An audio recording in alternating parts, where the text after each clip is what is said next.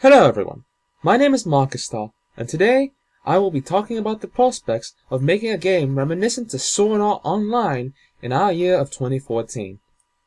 In truth, this is going to go into a good amount of depth on the specifics of VR MMORPG development as a whole on the moment, so this can be applicable to the genre's development hurdles as a whole. Let's get a format down to keep this organized, shall we?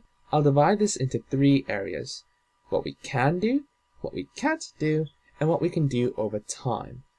Got it? Let's get this started then. The areas where we are close to Sword Art Online are very localized in the actual game constituents of that prospect. In terms of mechanics, Sword Art Online is as MMORPG as MMORPGs can get. It has a simple HP system, attack skills, healing items, crafting, cooking, fishing, monsters, bosses, loot drops, zones, treasure, EXP, grinding, level up, status ailments, swords, shields, towns, ints. You get what I mean. None of this is new or even demonstrated to be done in any particularly interesting fashion. I dare say that even RuneScape has a more complex set of mechanics than this. Still, the point here isn't to demonize Sword Art Online for what it's doing, so much as it is to say that what Sword Art Online is doing isn't particularly tricky in design sense. Making this set of very typical mechanics feel fresh and fun without a good game design plan would be difficult, sure, but that's up to the designers involved. If we want, we could make it as simple as we want to, and technically still have a Sword Art Online experience. In terms of scale, Sword Art Online is actually surprisingly small. It's only about 31 square miles at the base floor, which puts it at around the same size as Far Cry 2 from 2008. Even if we multiply this by 100, we still only hit 3,000 square miles, which is apparently smaller than Fuel and downright puny compared to the Elder Scrolls Daggerfall in size. Comparatively, Minecraft can hit sizes of over 8 times the surface area of the planet Earth.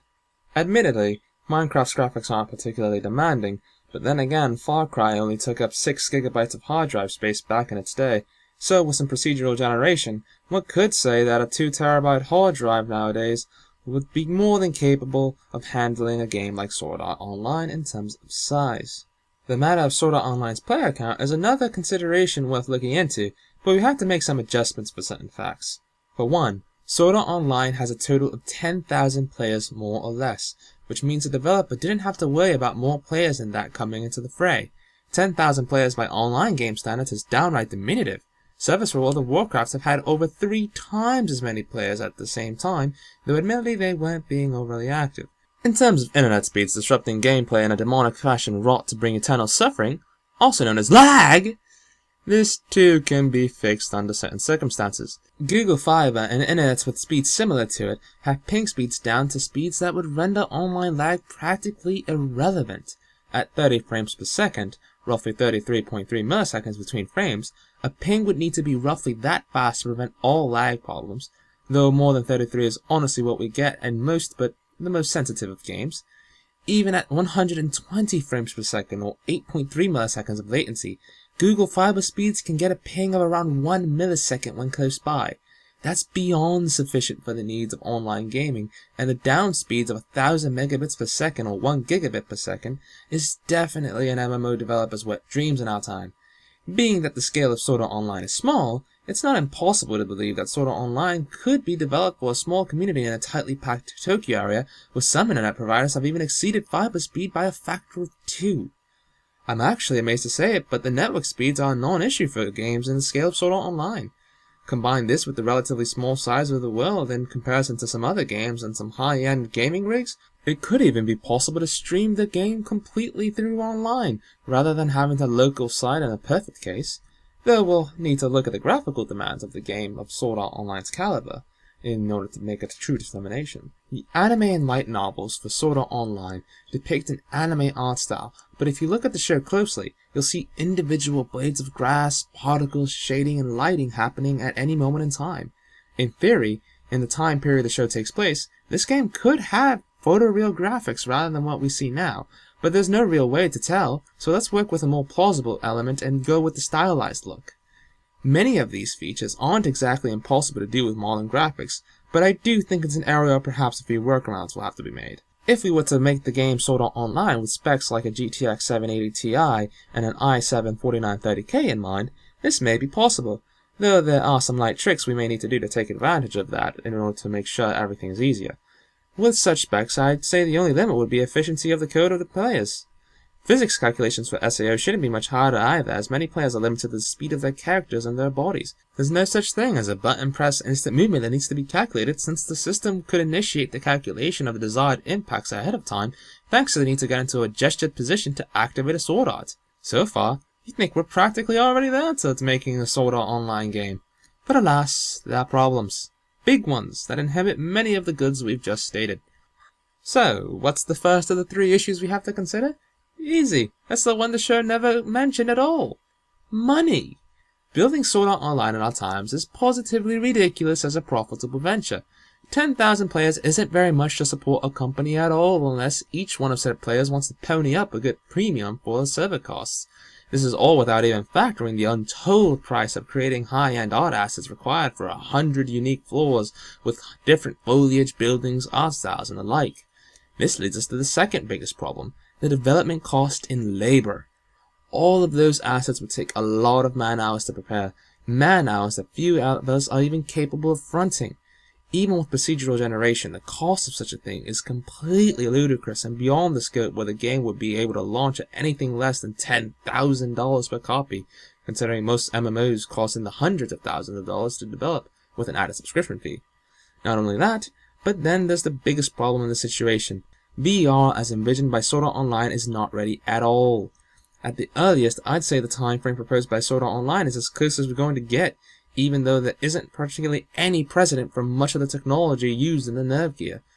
The closest modern corollary to the system Sword Art Online uses is Electroencephalography, which uses electrodes to pick up data on brainwaves. The only consumer products in this area that could be viable are Emotive's Epoch, but I'm confident that this product on its own cannot provide the experience we're hoping for from a Nerve Gear-like device. The best we've gotten in this area involved a monkey and direct brain implants with tons of hours of training. Sorry to say, but it's not happening for controllers today with just EEGs. To make matters worse, the human body sensors are practically being left out in the dry. There is no technology, to my knowledge, that can simulate sensations or negate outgoing signals in the fashion of the Nerve Gear. Period. We can try to get close using HMD's haptic suits, experimental prototypes, and the like, but there is nothing the size of the Nerve Gear that can cover all the senses in this regard. To make matters worse, the usage of VR amplifies the difficulty of the game's creation in every regard. We'll need higher level graphics to avoid artifacts of the tech we use, so rendering may have to get to the levels of Crysis 3 on max, but now at 4K with high-end anti-aliasing. This is all ignoring the fact that even with 4K and an HMD, we still may not be able to kill the screen door effect, meaning we'll have to wait till the era of 6 or 8K displays to get anything out of this. Next up, we have to deal with the problem that the combat in Sword Art Online's gameplay is on a level that isn't even being done in fighting games, let alone RPGs or MMOs. If you've ever wondered why MMO RPGs tend to have horrible combat, it's simply a matter of accessibility to low NPCs and the unfortunate fact that modern gaming interfaces simply can't handle the precision of something like Sword Art Online. Let's make the servers combust now, as the player's movement data is going to be a lot more complicated thanks to the whole entirely new set of constantly resetting vectors and pushing all the data you get from VR MMO movements. Ooh, now let's add some gas to this fire, since the simulation of more sensations than sight and sound will considerably increase the load on the engine's outputting capabilities. Now let's desecrate the ashes by adding AI intelligence that can learn and adapt, as well as manage the immense amount of data that the servers have to deal with on the player end, but calculated on the fly without the human brain for support. Finally, the piece de resistance, let's add the legal nightmare that stuff like Chapter 16.5, assault, torture, propaganda, and all the other things that we see in Sword Art Online would bring out in the first VR games. Yep. Want to be the first person to make VR now? In all honesty there, if y'all don't, I do. A big reason I know a lot of these details is from the research in the area of virtual reality game development I've been looking into for the past few months. You see, the project one might see I'm involved in the Oculus VR forums is called Project Navalusu. It's basically a project to produce the world's best VR MMORPG, though not on the scale of Sword Art Online, but much, much larger. As you might have imagined, I quickly realized the limitations of today's technology on my vision after some research. Still, rather than dropping the matter, I've instead reinvested the efforts by dividing the effort into pieces, allowing technology to steadily catch up to my vision as I gain more experience developing games of the types needed to create the game I want. It's about time I hit that over time section I mentioned in the format. So let's go. While Sword Art Online's graphics are advanced, I think that some smart programming and some few shortcuts could possibly cut the workload off by a significant amount. Procedural generation techniques and large masses of artists organized in a structure of head director to floor directors to asset directors would give the games forwards their distinct beauty while simultaneously allowing for the development of ACO with the expected beauty. Graphics-wise, they're only getting better and better, and if scientists like Michio Kaku are correct on their estimates, we'll hit photoreal graphics sometime in 2020, a good 2 years before the canon release of Sword Art Online. The AI, while noticeably smart, would be a bit more difficult to handle, but the game's levels aren't skippable, and steadily scaling damage is par for the course in regards to enemy AI, so taking advantage of players' patterns to steadily improve the AI as they move on may not be a completely impossible feat. While current internet speeds aren't very good and massive national scales would struggle to cope making a game like SAO, city or regional groups wouldn't be cut out of the equation, and in a way, could support the MMO social aspect by making it easier to meet up with other players online or in the real world if you so please. By the way, if SAO is really what you want, Tokyo's probably already got the infrastructure you need. The Taitama prefecture with Kyoto lived of was a form of suburb to the more urban Tokyo. It'd be more of a matter of getting a group of 10,000 players in the area to join the project, a task that may not even be all that hard considering the popularity of the show. As for the virtual reality aspects of the whole situation, if you make some concessions, you may be able to approximate the experience of the Nerf gear in many areas. I have a 2-part video series explaining my own VR rig idea for this year if you want to get details on what we have now, but let's see what we have coming down the road to get us a little bit more excited.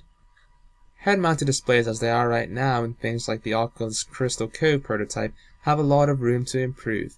Valve's own demo shows technology that we don't even get till a year or two from now on and apparently blows the Crystal Cove development unit out of the water. Headphones are already great, so adding binaural audio and increasing the computer processing power will only help us on our way to more immersive audio. Recently, in November of last year, a team at the National University of Singapore used alternating currents to simulate the sense of taste. I'll be honest, this caught me off guard since I hadn't checked up on the matter for a while considering that I decided my own game wouldn't feature much in the way of eating, but a system roughly the size of a lollipop that could easily fit into my VR rig design certainly was welcome. One could even add a nozzle to allow water to come into your mouth from an outside source if you really want to push things.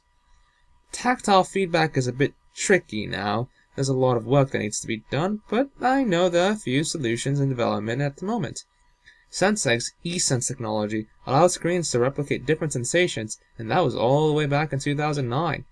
Disney's done a lot of research in the area, going as far as to develop a system using actuators called surface haptics that can cover whole areas, and Revel, which can affect any object with an insulator and electrode between the skin. Future evolutions of such technology in a decade could allow for haptic sensations without the need to wear on full-on suits. Though if you want to try out a suit, the use of electroactive polymers would be worth tracking. For the sense of smell, some attempts have been made in the past with things like iSmell and the now-defunct Digiscent. If they weren't lying about the tech they actually used and that they apparently worked, we could in theory have the technology right now. For now, we can only hope that technology is being developed by Scent2U and the Synthesia project, the efforts of the Tokyo University of Agriculture and Technology, and the University of California and Samsung Institute of Technology bear fruit. For the sense of hot and cold, all that is needed is dedicated devices that can heat and or cool the air and aim at specific parts of your body, while in VR. Finally, before I tell you where VR controls will be heading in the future, I'm going to go right and say I'm a bit biased here. But in the near term, electroencephalograms working in tandem with electromyograms in a Thalmic Labs Myo and Emotive Insight combo may be the best solution. Eventually, products from Emotive may be able to reach the level we want, but they'll need more time and data before that happens. Lastly, scientists like Michio Kaku cite the year 2020 as the time when video game graphics will hit photorealistic capabilities. If that's the case, then the 2022 of Sword Art Online would certainly not be a stretch for the photoreal or anime-styled graphics that we see within Sword Art Online. Well, that just about sums up what I want to say on the matter of building SAO right now. What can you redraw from all that data? If you want something exactly like SAO right now, you're going to be disappointed. If you're willing to wait till 2022, you'll probably get what you're hoping for. And if you're willing to make a few concessions, you'll probably get a good taste of the future a good long time before anybody else does. Well, that does it for this video. I hope you enjoyed the content, and if you want to know more about VR, follow this channel since I'll be doing a lot of content. If you liked the video, share this on Facebook, Twitter, and with all your other social networks, and hit that like button to help support the channel. Well, thank you very much for watching, and see you later. Goodbye.